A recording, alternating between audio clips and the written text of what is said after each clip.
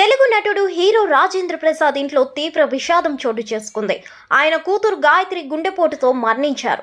శుక్రవారం సాయంత్రం గుండెపోటు రావడంతో ఆమెను హైదరాబాద్లోని ఏఐజీ ఆసుపత్రికి హుటాహుటిన తరలించారు. చికిత్స పొందుతూ ఆమె మృతి చెందారు. కాగా రాజేంద్ర ప్రసాద్ కు ఒక కూతురు, ఒక కొడుకు ఉన్నారు. ఇక గాయత్రి మరణం తెలుగు ఇండస్ట్రీలో తీవ్ర విషాదాన్ని నింపింది. కూతురు మృతితో రాజేంద్ర ప్రసాద్ తీవ్ర దిగ్భ్రాంతికి గురయ్యారు. తెలుగు సినిమా ఇండస్ట్రీకి కూడా ఇది బిగ్ షాక్. ఎందుకంటే కేవలం 38 ఏళ్ల గాయత్రికి గుండెపోటు రావడం అందరినీ ఆశ్చర్యానికి గురి చేసింది. దాంతో ఆసుపత్రిలో చేర్పించగా ఆమె చికిత్స పొందుతూ మృతి చెందారు. కూతురు మరణ వార్త విని సినీ ప్రముఖులు, సన్నిహితులు ఆయనకు ధైర్యం చెప్తున్నారు. గాయత్రికి కూతురు, ఓ కుమారుడు ఉన్నారు. కూతురు మహానటి సినిమాలో చైల్డ్ ఆర్టిస్ట్ గా కూడా పనిచేసింది. ఆమె భర్త మహేంద్ర అండ్ మహేంద్ర కంపెనీలో భర్త ఉద్యోగం చేస్తున్నారు. ఈమె ఒక న్యూట్రిషియన్.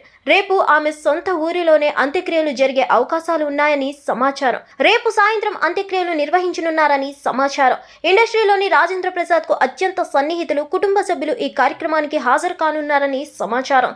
తెలుగు ప్రముఖ నటుడు తనదైన ముద్ర వేసుకున్న రాజేంద్ర ప్రసాద్ ను పలువురు ఇండస్ట్రీ ప్రముఖులు ఫోన్ ద్వారా తమ సంతాపాన్ని తెలియజేస్తారు. చిన్న వయసులోనే కూతురును పోగొట్టుకున్న ఆయన బాధ వర్ణనాతీతం. ప్రస్తుతం ఆమె మృతదేహాన్ని హైదరాబాద్లోని కూకట్పల్లికి తరలించారు.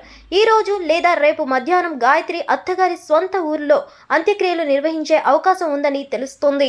హిట్ టీవీ యాప్ ని డౌన్లోడ్ చేసుకోండి. ఇందులో short news, live news, entertainment movies అన్ని అవైలబుల్ గా ఉన్నాయి. Please download Hit TV app. Hit TV app. Hit TV యాప్ని ఫ్రీగా డౌన్లోడ్ చేసుకోండి.